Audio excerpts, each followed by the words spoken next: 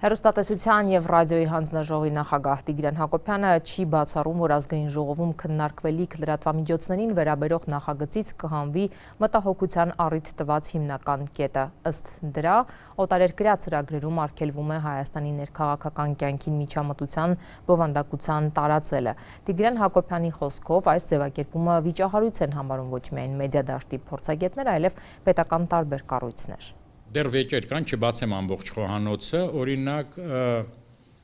շատ իրավական կառույցներ, օրինակ նույն արդարադատության նախարարությունը, օրինակ կամ ազգային ժողովի մասնագետները շատ լեգիտիմ հարցադրում են անում, իսկ ինչ բանա ներքին, քաղաքական միջամտությունը։ Եվ ես չեմ բացառում, որ նույնիսկ այդ հատվածը ինքը օրենքից հանվի։ Եթե չի հանվի, մենք բոլորով պիտի մտածենք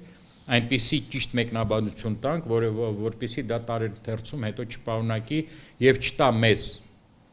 այն գործիքները, որով մենք կարող ենք փակել մեզ դուր չեկած ինչ-որ հեռուստաընկերություններին, դուք ճիշտ եք ասում,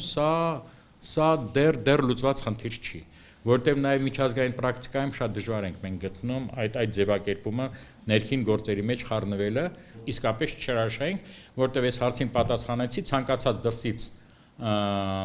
քննադատություն վտանգ կա, որ մենք ընդունենք որպես միջամտություն, մենք ընդունում ենք եւ ընդհանրապես եթե ձեր հարցին պատասխանեմ, վտանգները ամենտեղ են, օրենք ընդունենք, վտանգներ կան կամ չկան, Հակոբյանը լինի Պողոսյանը թե Պետրոսյանը, վտանգները միշտ կան, վտանգները մեր համերաշխության, մեր ընդհանուր տեսլականի, մեր ազնվության, չգիտեմ, հազար մի բան բարեխոսություն չանեմ, դա է գրավականը, ոչ թե օրենքում սահմանված նորմա, որտեղ ցանկացած նորմ կարելի է մեկնաբանել այն ինչպես որ մենք ուզում ենք։ Մեդիադաշտի հասարակական կազմակերպությունները մտավախություն ունեն, որ ընտրություններից 4 ամիս առաջ փոփոխվող օրենքը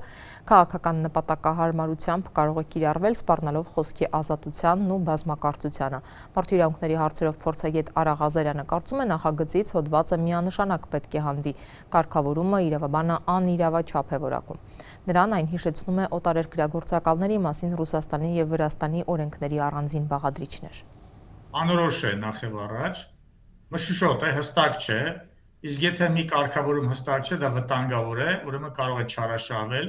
նախ ընտրովի կարող է կիրառվել, օրինակ միայն Սալավյովի հաղորդումների նկատմամբ, բայց ասենք CNN, BBC եւ այլն, երբ որ Հայաստանի վերաբերյալ որևէ ռեպորտաժ է եւ քննադատում են կառավարությանը, օրինակ կրոնական կազմակերպության, կրոնական համայնքի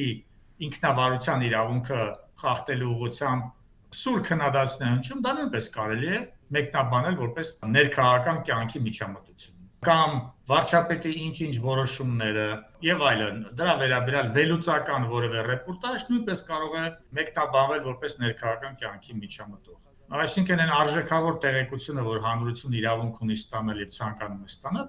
հանգիստ կարող է ամենատարբեր եղանակով արգելվել